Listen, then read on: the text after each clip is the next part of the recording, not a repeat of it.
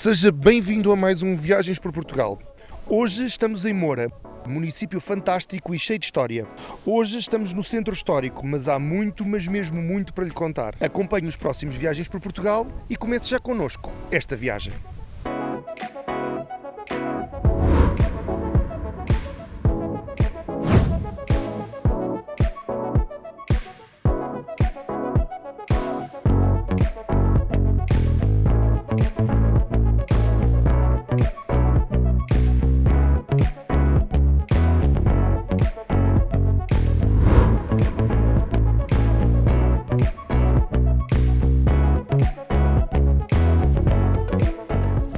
Senhora Vereadora, este espaço é magnífico, acaba por absorver toda a história de um concelho, que tem muita história, porque temos aqui referência desde a pré-história até à idade atual, num espaço que ele próprio também tinha muita história aqui na região. O Matadouro era um edifício central nesta cultura também da vila. Obviamente, nós tínhamos o Matadouro como referência e aqui havia muita gente à volta deste edifício que trabalhava aqui.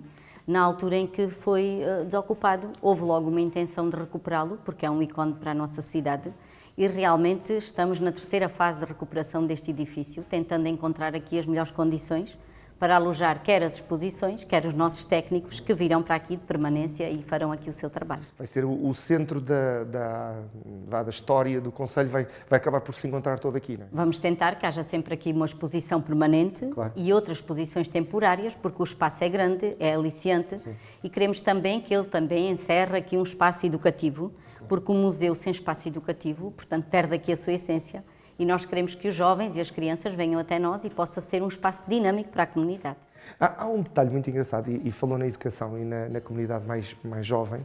Há uma história no concelho que é pouco conhecida, que é de uma aldeia quase ao nível do Asterix e do Obelix, que defende Portugal dos espanhóis até à última instância, quase até ao sacrifício final, se não até ao sacrifício final. E esta história dessa aldeia, de Santo Aleixo, da restauração, eu adoro o detalhe da restauração, porque tem muito a ver com a restauração de Portugal aos portugueses, tirando-os do Império dos Filipes, claro, de Espanha.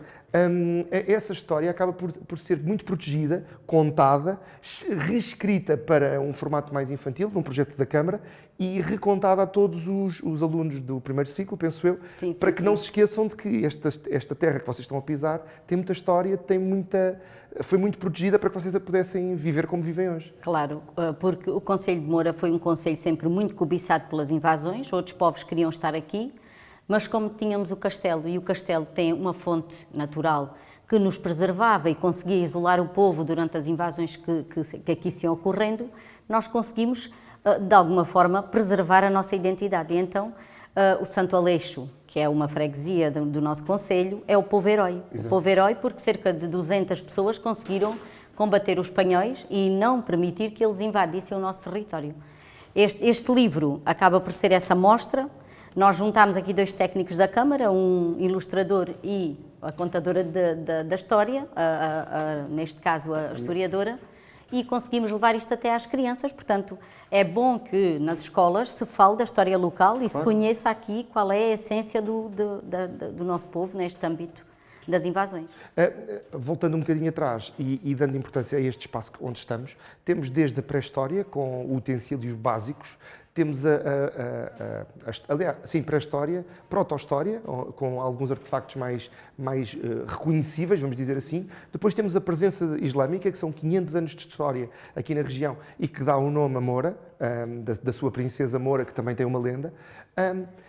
Esse lado de multi-sociedades e multi-presenças acaba também por enriquecer um bocadinho o que nós temos aqui hoje, porque temos imagem e arquitetura que acaba por atravessar muitas culturas, não é?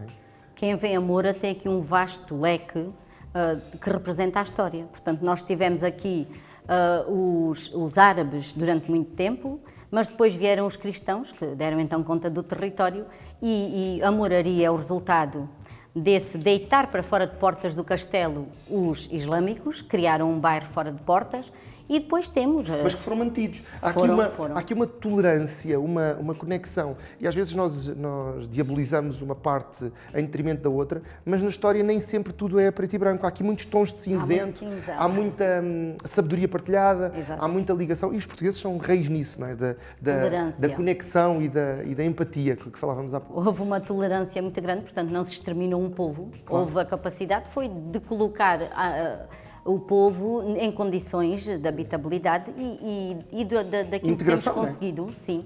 Em termos de descobertas, percebemos que eram pessoas abastadas, portanto tinham algumas posses, conseguiam viver de forma digna e a moraria realmente está muito preservada e é o resultado dessa capacidade que houve de adaptação. Dessa conexão. Depois temos um período romano, temos o ampliar de uma rede do Império Romano que também passava por aqui e com muitas ligações. E há aquele detalhe, e falava há pouco da água no castelo, e há esse detalhe histórico que a água do castelo, que é bebida por todo o país, nasce, as primeiras garrafas são cheias precisamente no castelo, com uma fábrica lá implementada. É um detalhe histórico que hoje é quase um crime contra a história do castelo e tudo mais, mas que durante muito tempo foi um dos principais focos industriais do concelho também, não é? Claro, essa fábrica chegou a ter cerca de 100 pessoas, 100 munícipes ali empregados, que era ótimo para aquela época, não é? Claro. Que ainda éramos poucos, era um povo ainda muito pouco. E a primeira vertente da industrialização e da maquinaria e tirar as pessoas da agricultura, exato, não é? Aconteceu com a Água Castelo. Atualmente Moura tem um passeio que se chama-se de Moura a Pisões e que permite que o visitante possa fazer este percurso até onde está atualmente implementada a fábrica e temos um museu que espelha muito claramente o que foi este percurso e a história da Água Castelo no concelho. Onde é que está esse museu? Agora fiquei curioso, se calhar ainda vou lá. Está em Pisões.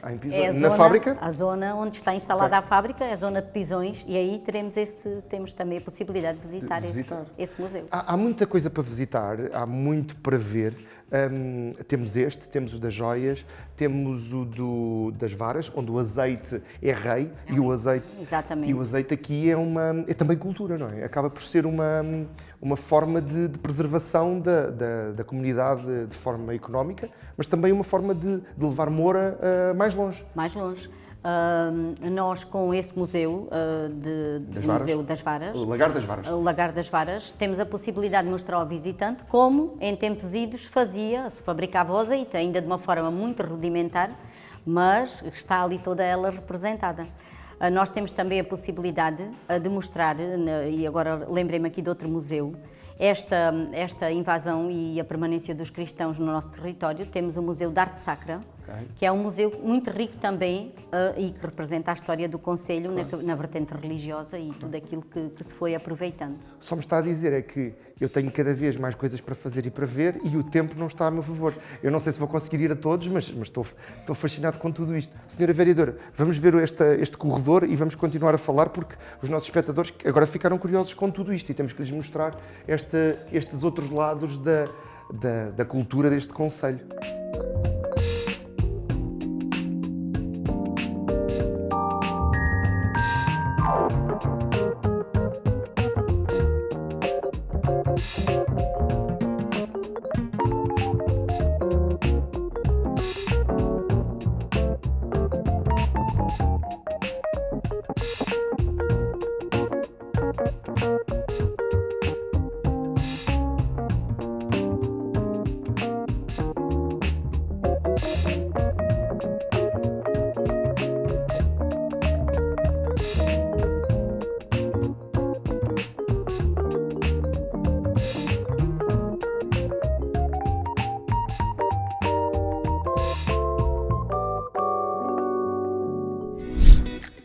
Visitado o museu e conhecidas as raízes históricas desta lindíssima região, não tinha como não dar um passeio pela vila, começando pela moraria e daí seguindo pelas ruas e becos, cheias de histórias e locais para conhecer.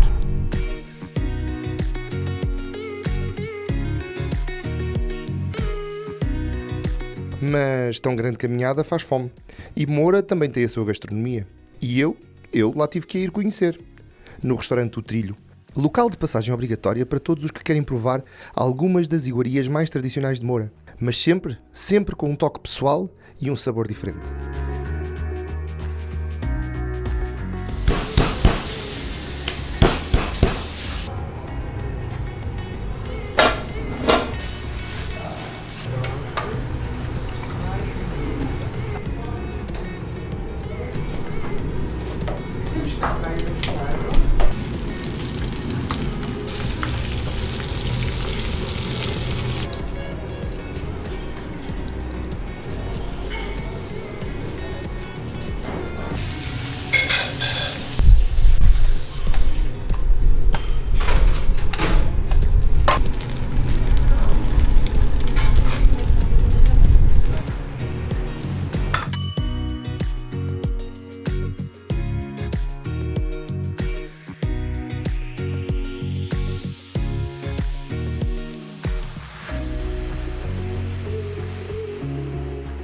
António, estamos no Trilho, um dos espaços de gastronomia aqui em Moura.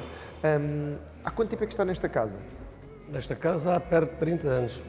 É uma história, é quase uma história de vida, não é? Exatamente, é uma história de vida.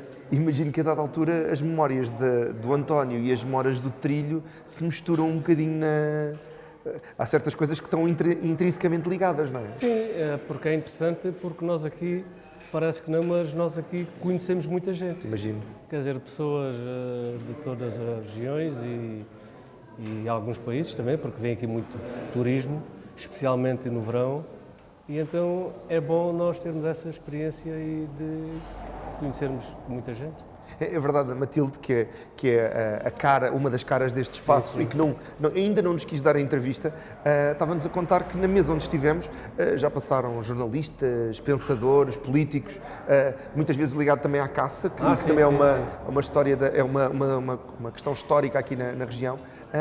E que acaba por ser um ponto de encontro, de conhecer pessoas e de viver histórias, não é? Exatamente. Nós aqui tivemos, porque isso agora também está um bocado mais, mas nós aqui tivemos muita gente, desde os políticos, jornalistas, sei lá, muita gente. É. O António almoça e janta praticamente todos os dias cá. Quais é que são os seus pratos de eleição? Os meus pratos de eleição são todos aqueles que se confeccionam aqui no Trilho, porque eu gosto deles todos, mas gosto muito daqueles pratos que esta malta nova hoje já não come. É o caldo de cação, é o caldo de bacalhau, é a sorda, é o grão, é o feijão. Essas comidas que antigamente... É quase aquela comida de conforto, não é? Quase que se sente em casa, exatamente, não é? É isso mesmo. É muito engraçado. E uma coisa que eu reparei e que falámos, porque nós assistimos à confecção de muitos dos pratos, os produtos são todos daqui da região, o vinho é da região, há um cuidado muito grande também para enaltecer o que é nosso, não é? Sim, nós fazemos questão de termos aqui quase só vinhos da nossa zona. Portanto, vinhos aqui do Alentejo. Até porque tem muito boa qualidade. Porque nós temos aqui vinhos muito bons, muito bons, muito bons. Mesmo aqui em Moura, temos 3 ou 4 vinhos que são muito bons. Todos eles são muito bons. E o azeite é igual. Porque o azeite de Moura, conforme sabe, é um dos melhores premiado do mundo. Sim. Falando de Moura e saindo um bocadinho do Trilho, porque eu não posso passar os meus dias aqui a comer, se bem que não era um sacrifício, mas eu conseguia. Mas conhecendo um bocadinho de Moura, onde é que eu não posso deixar de ir? Nós aqui temos sítios com algum interesse. Temos o nosso castelo, porque é muito giro. Temos o Jardim das Oliveiras, que também está muito engraçado. Temos o Lagar de Varas. O Museu do Azeite. O Museu do Azeite. E depois temos ali aquela zona ali da Moraria, porque é encostada ali ao castelo, que é muito gira, que é muito engraçada. E depois é este silêncio. É, não é? É este silêncio que nos dá algum conforto. É. E isto aqui nota-se mais para pessoas que vêm de grandes cidades, que quando chegam aqui, ficam no céu. É um bocadinho. É. António, muito obrigado. Eu vou continuar a vir cá por estes dias porque há muitos pratos para provar. Agradeço-lhe a conversa, este minutinho de conversa, e nós continuamos na conversa que eles têm que ir porque têm que se preparar para outros sítios.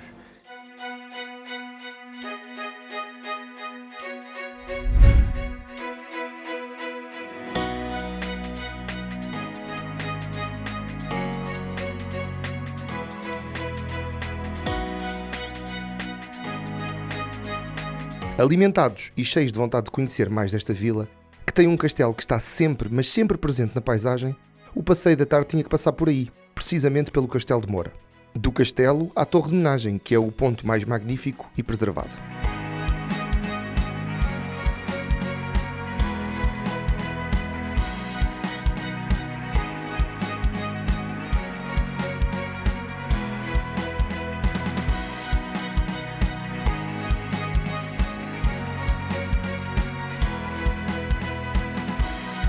E depois de alguns, na verdade muitos degraus, eis que chegamos ao cimo desta fantástica torre.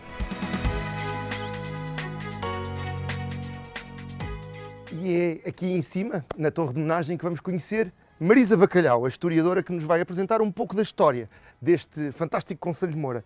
Marisa, estamos na Torre de Homenagem, no cimo da Torre de Homenagem, de onde se vê praticamente todo o município e, se calhar, um dos segredos para Moura ser Moura, o que permitiu que Moura se mantivesse portuguesa, protegida durante muitos, muitos séculos. É verdade, para além de estarmos aqui no Castelo de Moura, que representa o coração do nosso centro histórico, a Torre de Homenagem também constituía aqui o último reduto desta fortaleza.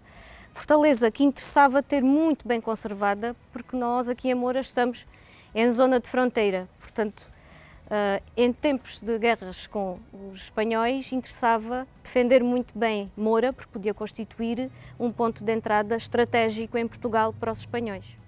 Um dos segredos do castelo e deste reduto de proteção é a água que permanece debaixo dele. A água que deu nome à água do castelo e a água que alimentou as tropas que aqui estavam guardadas, mesmo durante momentos mais críticos da nossa história. De facto, é extraordinária a importância que a água pode ter para uma localidade. Enquanto elemento que favorece a fixação humana, mas depois em momentos também bélicos, como o que descreveu, em que é essencial ter no castelo não só alimentos, mas também a água que permitiria resistir a um cerco prolongado aqui à povoação. E de facto nós, graças ao aquífero Moura-Ficalho, nós temos um manancial extraordinário de água, inclusivamente aqui no sítio do castelo, onde temos várias nascentes de água e onde, nos finais do século XIX, se instalou inclusivamente a fábrica das célebres Águas Castelo. Que acabam por ser um elemento histórico muito engraçado, porque o que permitiu a segurança das tropas também foi o início de uma era industrial aqui no município, que penso que ainda não esteja muito documentada, porque também é muito próxima de nós. Exatamente. Foi um novo ciclo que se abriu a partir de meados do século XIX. A água assume um caráter excepcionalmente rico do ponto de vista económico e social e aqui em Moura, para além da fábrica das Águas Castelo, aqui se instalou também um estabelecimento termal. Sim, no fundo da rua, mais ou menos de onde estamos. Como contrapartida ao contrato feito com a autarquia de então, portanto a autarquia permite o estabelecimento da fábrica das Águas Castelo no interior do próprio castelo, como contrapartida a empresa Assis teria que abrir ao público no espaço de um ano, a partir do momento da assinatura do protocolo com a Câmara, um estabelecimento termal e também um hotel que pudesse prestar assistência às pessoas que vinham de fora e que fariam os seus tratamentos no estabelecimento termal. Também no século XIX podemos falar de uma fábrica de sais medicinais, feitas também a partir da água de Moura, no local onde hoje se encontra estabelecido o Museu Alberto Gordilho. Portanto, a água acaba por unificar aqui um bocadinho a história recente e a mais antiga, porque eu penso que há informação desde a pré-história, aliás sei que há informação desde a pré-história de povoações aqui e ali no que hoje é o Concelho de Moura. É uma história contínua em que vai evoluindo, temos passagens pelos romanos, temos passagens por a nação islâmica, que tem aqui uma base e que permanece mesmo depois da tomada da cidade pelos cristãos, com a famosa moraria e que dá nome depois à vila e à cidade de Moura. Há aqui um manancial histórico que merece ser procurado por quem gosta desta vertente mais profunda do que é o que nos trouxe até aqui. Exatamente, Moura é o local certo a visitar para quem gosta de história e para quem gosta de conhecer o nosso passado, que em Portugal é tão rico.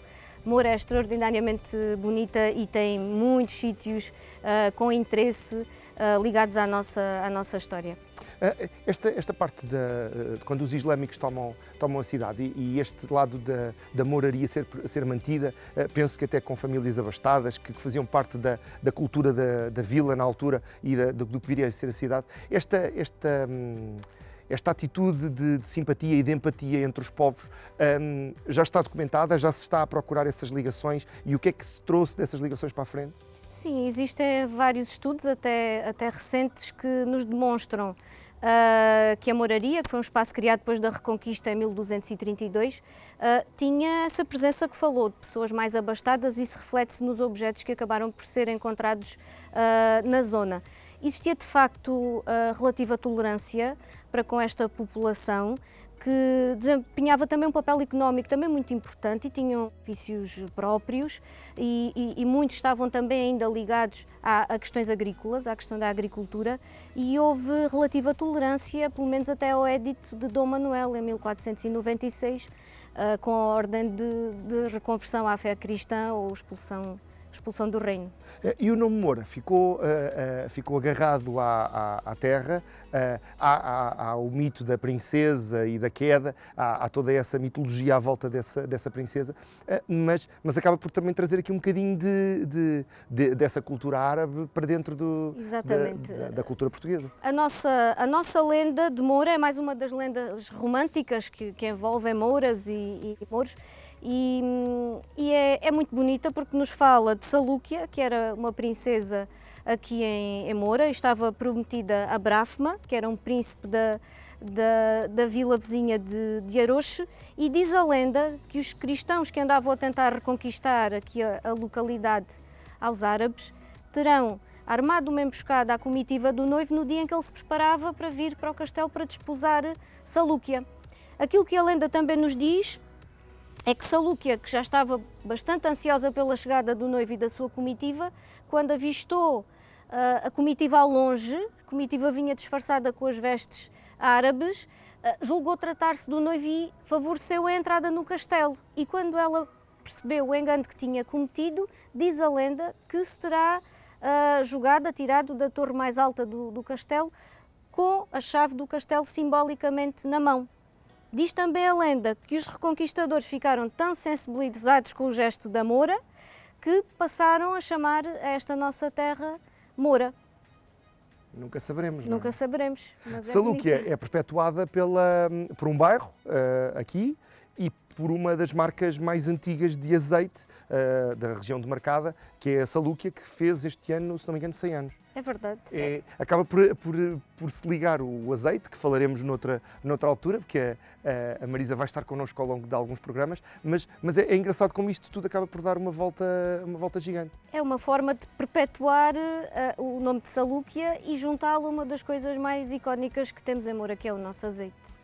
Outra história que a Marisa vai ter que me contar e que eu fiquei fã quando estávamos a preparar estes programas é Santo Aleixo, que é quase o nosso Asterix e Obelix, a vila dos gauleses, o nosso Asterix e Obelix tudo junto, que na altura dos Filipes em Portugal, da tomada de Portugal pelos espanhóis, protegem a sua região até à última escolha, que não se sabe muito bem se foi acidental ou propositada. Na verdade, estes episódios em Santo Aleixo já são posteriores à restauração da independência e falam-nos num episódio em particular em 1644, em que a pequena aldeia de Santo Aleixo, perante um ataque espanhol, resiste até ao fim.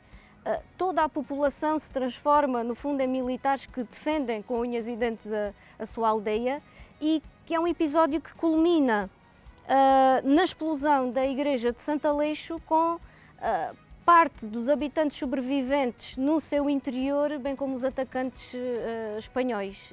E foi algo que marcou bastante esta comunidade e que nos marca a nós, Concelho de Moura, tanto que a população recorda com muito carinho todos estes feitos desta nossa aldeia heroica, deste nosso Santo Aleixo da Restauração. A restauração, precisamente com a restauração da independência. Exatamente.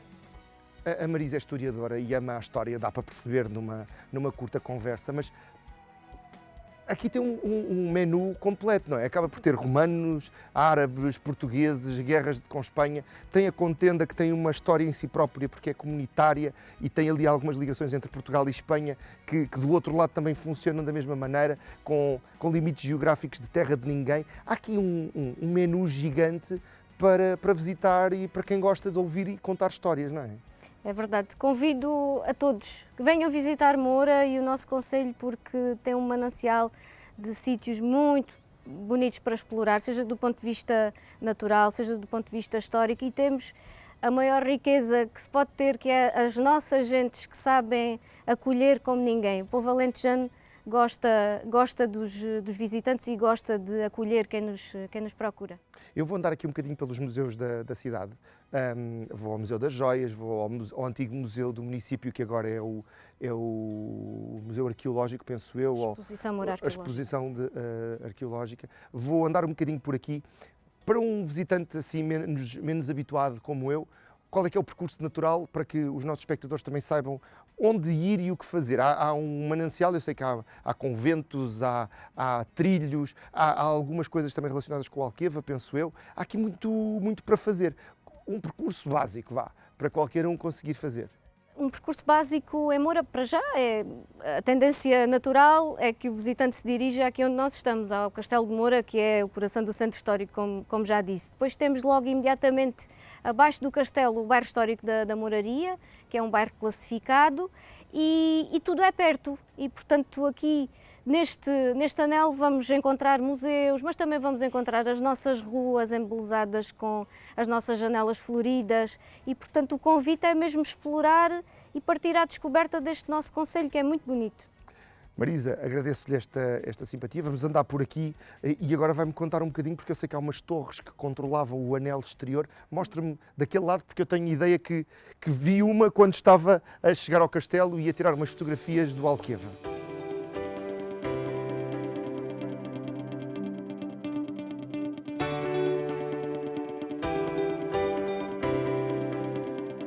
As vistas do castelo são inesquecíveis e muitas fotos lá tiramos, destas paisagens sem igual. Depois foi descer cuidadosamente a escadaria para conhecer ainda mais história.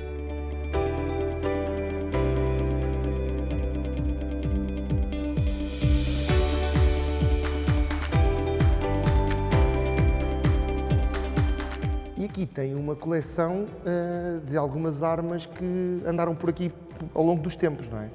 Isto é apenas uma pequena parcela da coleção de armaria que o Museu Municipal tem e que, pronto, pretende de facto ser só apenas uma amostra aqui neste caso. Lâminas de um lado, aliás, temos lâminas ali também, com os vários tipos de espadas. Temos que andaram...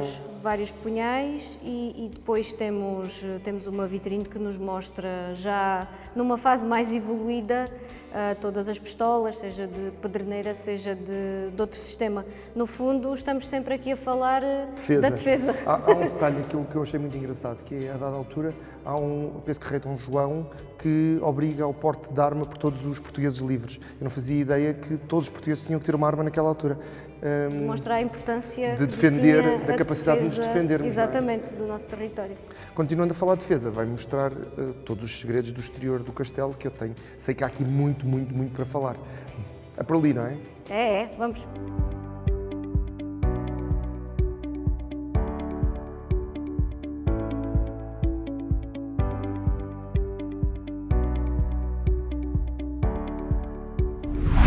O castelo merece uma visita longa e atenta.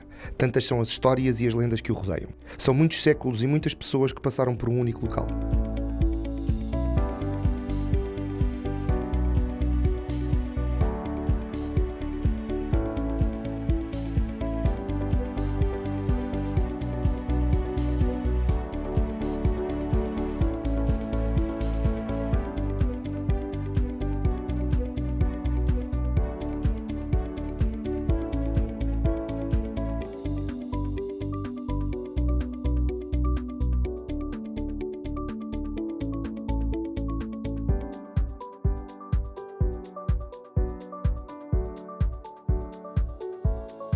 Este é o interior do castelo, a parte inferior, não é? Temos aqui à nossa disposição um manancial, uma vez mais, de momentos históricos da vida da cidade. Temos a Torre de Menagem, onde já estivemos, temos a igreja, o resto do convento, lá atrás temos a Torre do Relógio. É, uma vez mais, aqui uma grande mistura de momentos históricos e de muitas histórias. É verdade, é como se fosse uma manta de retalhos, mas histórica, porque ao longo dos séculos e durante toda a ocupação que o castelo teve, houve necessidade de reformular, de acrescentar, de melhorar, e tudo o que nós vemos aqui no fundo é fruto de toda esta mistura de tempos, de estilos e também de necessidades. E esta miscelânea acaba por fazer sentido historicamente, porque há umas peças que vão se juntando ao que já existia, vai-se transformando, adaptando, porque na altura não havia a preocupação da proteção histórica, era mais a sobrevivência e a evolução dos tempos, não é? Aqui era a necessidade que ditava as obras que iam acontecendo em espaços como este, claramente. A igreja tem a sua própria história, não é? Bem, tudo tem a sua própria história, mas há aqui algumas histórias. O convento tem uma história muito engraçada, que a Marisa vai contar, que a filha de... Bem, conta a Marisa, é melhor. Então, a igreja que nós vemos é a antiga igreja de Santa Maria do Castelo, que serviu a população durante muitos séculos. Com o crescimento da população, a população começou a servir-se da igreja de São João Batista, que foi ali criada no século XVI, num local onde já existiria antes uma ermida. Depois o que aconteceu também no século XVI é que Dona Ângela de Moura fundou em 1562 este convento do Castelo, como ainda é conhecido, cujas ruínas estamos a ver agora. E porquê é que surge este castelo? Dona Ângela de Moura enviúva e comunica ao pai, que era então alcaide de Moura, a vontade de ser freira, mas na sua terra e, melhor ainda, junto às casas onde tinha nascido.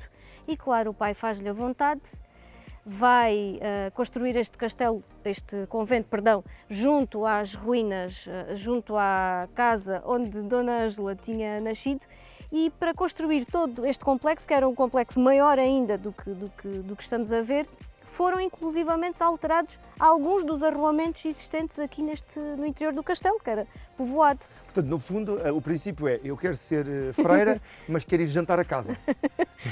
Exatamente. É uma história engraçada que mostra aqui muitas coisas que aconteciam na altura, não é? Esta questão de ser freira. A Dona Ângela vai ser freira acompanhada por tias, acompanhada por primas, que já eram freiras. Portanto, era quase que transpor a família para este convento num espaço que era dela, e com a obrigatoriedade de que todas as prioresas do convento fossem sempre suas familiares. Portanto, enquanto existissem familiares da Dona Ângela de Moura no convento, eram essas familiares que seriam as candidatas a abadesa e não outras. Também me parece democrático. Falando em democrático e usando o termo grego, ou pelo menos a inspiração grega, por detrás há um anfiteatro que é usado para explicações, para atividades de rua. Há aqui também um lado cultural, um epicentro cultural, não só histórico, mas também cultural, onde há muita dinamização deste espaço que visitamos. Exatamente. O que significa que o nosso século já deixou aqui uma marca, que resultou também da adaptação deste espaço às necessidades de hoje em dia, e portanto este tipo de suportes para eventos culturais ou outras atividades são fruto também desta necessidade. É engraçado esta aculturação que vai acontecendo, fruto de cada um de quem vive aqui, não é? Por quem cá passa. E há de continuar, seguramente, por muitos séculos. Falando nisso, e há um monumento histórico que ainda não está a ser investigado, que é a barragem do Alqueva, que conseguimos ver daqui. Exatamente, consegue ver-se aqui. Tem um telescópio, inclusivamente, para ver.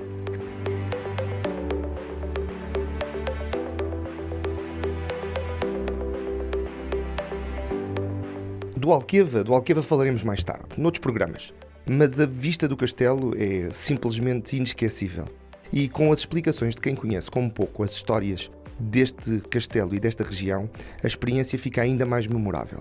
Então sugiro-lhe, faça como eu, procure conhecer este lindíssimo espaço com alguém que conheça este lindíssimo castelo e a sua fantástica história.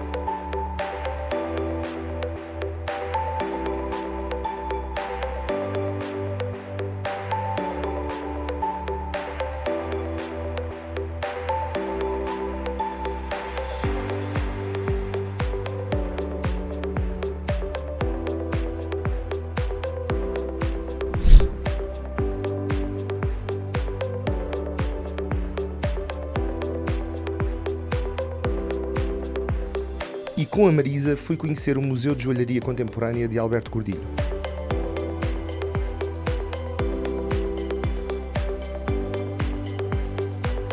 Conhecer Moura é também conhecer os seus habitantes, e Alberto Gordilho é um dos nomes que Moura deu ao mundo.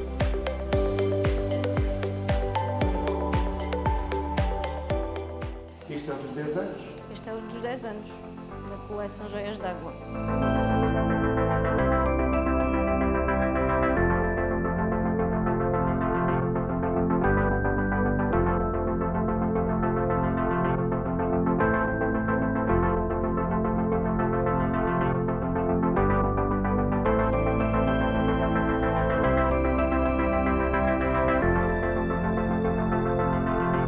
Esta é uma das mais antigas também.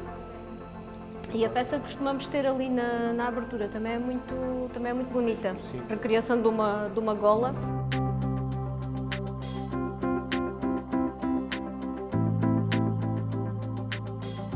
Pulseiras. Pulseiras e pregadeiras. Há muitas pregadeiras.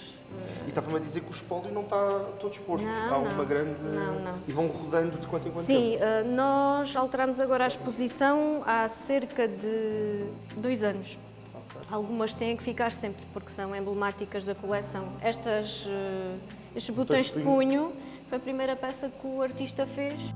Pioneiro na joalharia moderna portuguesa, é um ícone da arte contemporânea. E fui conhecê-lo e conhecer as suas raízes. É escultor, joalharista, escultor, artista. Como é que nós classificamos um homem que tem uma obra tão grande? A minha formação é de joalharia, mas a vida quis que eu chegasse à escultura, mas eu julgava que ia ser pintor. Acha que Moura pode ter influência aquele espaço lindo com um castelo, pode ser um dos fatores de inspiração deste artista internacional? Sabe, sou convidado para fazer uma exposição documental bibliográfica. Na altura, o Presidente de Câmara ficou, não se passava nem a mim, como é que foi recolhido tanta imprensa e tanta coisa, né? E aí nasce... A ideia do museu. Do museu, não, mas eles dizem que eu é que propus, mas pronto, faz-te conta. Não, nasce... O museu foi financiado pelos fundos europeus, foi considerado relevante para a cultura, mas eu tenho uma grande paixão por Moura. Eu sou um alentejano mesmo, eu vim com 12 anos, mas tenho uma paixão mesmo. E volta frequentemente?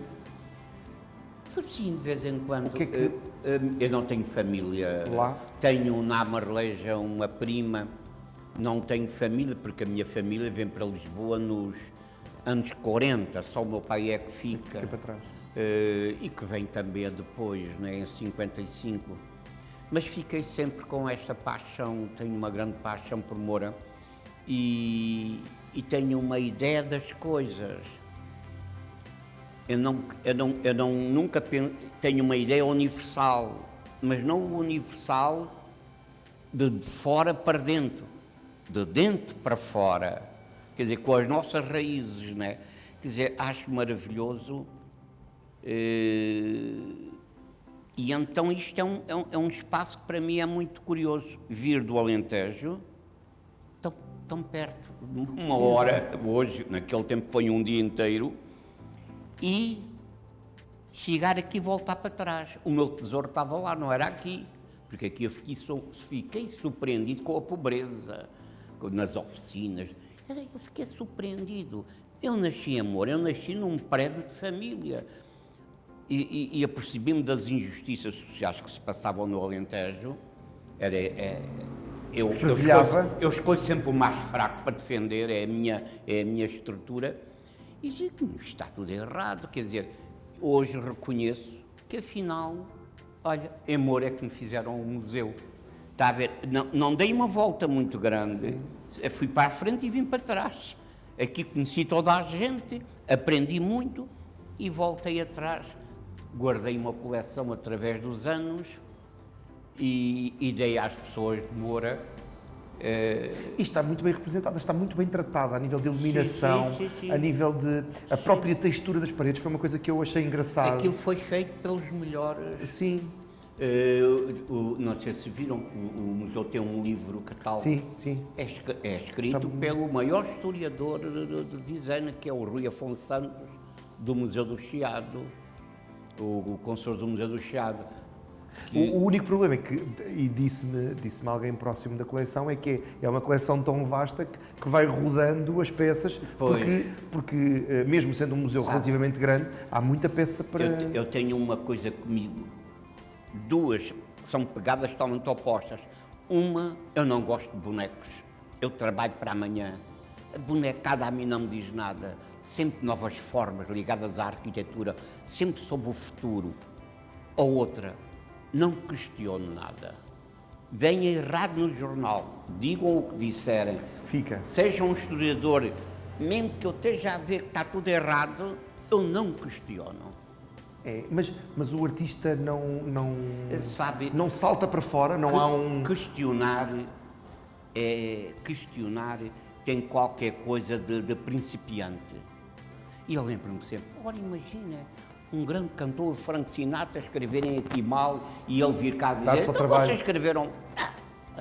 Não tem atitude blasé, não é? Não tem importância, não questiono nada. E quando vai a Moura, onde é que nunca deixa de ir?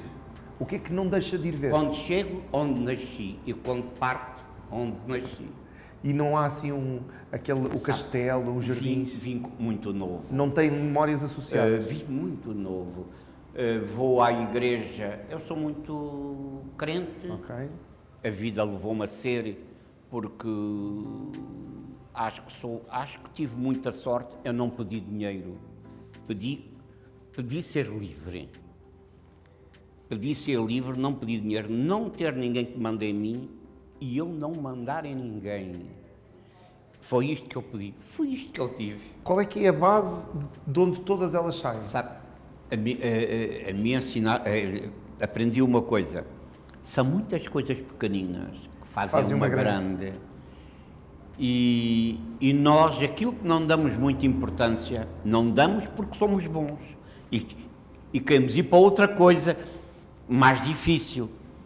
Mas do que nós somos bons, a gente não dá muita importância. Mas é isto que as pessoas gostam. Nós somos mesmo bons. Não é?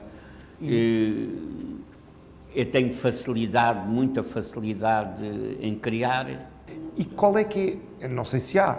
Existe uma rotina? Acorda de manhã, põe música a tocar, vai desenhar? Através dos anos e da idade, mudou. Eu tive vários processos e durante muito tempo, sempre com uma coisa, trabalhar todos os dias. Quer haja inspiração, quer não haja, vamos lá na mesma. Não tenho problemas, eu trabalho mesmo, não é? Não é aquela coisa, sou artista e deixar andar, não, isto não é não. Um artista é um trabalhador, não é? Quer dizer, porque a dada altura da sua vida foi acusado de preguiçoso, que eu lembro-me. Pois, mas isto é outra história, porque naquela altura... Não compreendiam a... Era jovem e eu trabalhava só de noite, andava aí até às 4 da manhã, depois é que ia trabalhar, não é? E não compreendiam essa visão? Sim, ao nível família era muito complicado, não é? Não é assim muito, mas houve anos e anos que eu fazia horário mesmo a sério. Quase trabalhador fabril. Não, noites. Pior. Noites. Semanas, noite de dia. O meu ateliê em Almada era um centro cultural, aquilo era, toda a noite entrava gente e saía gente. É giríssimo, é muito giro. Sabe, eu até costumo dizer, não sei se sou um grande artista, mas tive a vida de um grande artista. Eu não gosto de fazer coisas que estão feitas. Eu gosto de pertencer a um clã de vanguarda. E a pintura, havia muita gente, há muita gente. Como eu tinha uma aprendizagem ligada à joalharia, eu apercebi-me que os grandes artistas, como Braque, Picasso, Salvador Dalí, faziam joias. Procure Alberto Gordilho nas redes sociais, em Facebook, e vai encontrar muita da sua obra.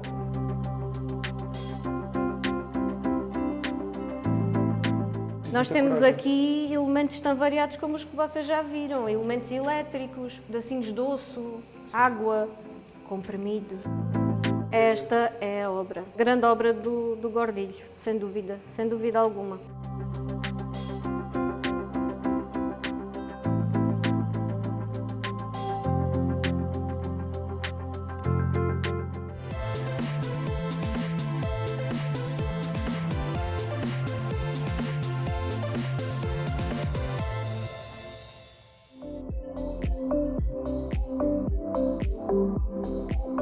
No Conselho Digital desta semana, o site da Câmara Municipal de Moura, onde pode encontrar muito do que se pode ver, fazer, conhecer, comer neste fenomenal concelho.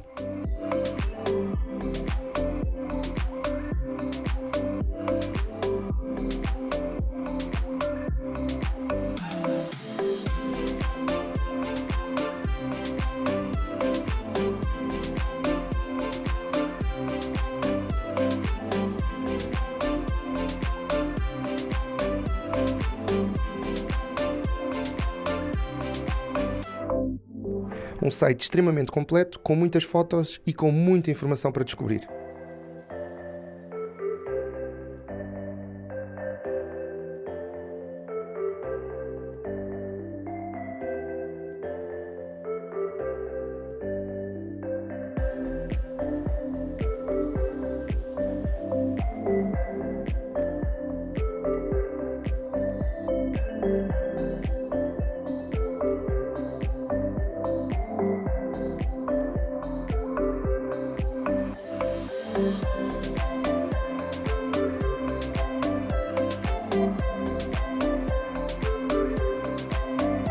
Portanto, já sabe, o conselho desta semana é cm-moura.pt.